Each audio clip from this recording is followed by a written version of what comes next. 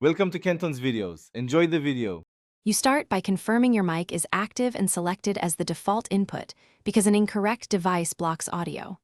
Once done, close competing apps that might lock the device. This prevents dropouts.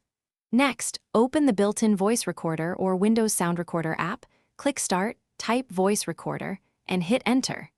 You're now ready to arm the recorder. Make sure input levels are visible so you can adjust gain before recording. You should set input gain so peaks stay below about -6 decibels. That reduces clipping while preserving dynamics. Once set, do a 5 to 10 second test recording and listen back. This confirms tone and room noise.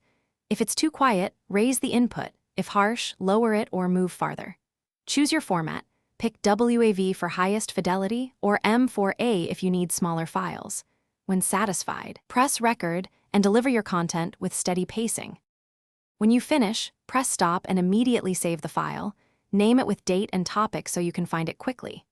Once saved, use the recorder's trim tool to cut silence at the start and end. This cleans the clip for sharing. If playback is empty or muted, make sure microphone privacy permissions are enabled, verify drivers are installed, and check the physical jack or USB connection. Reinstall drivers if necessary. That single trouble. Thanks for watching. Consider subscribing if we helped you.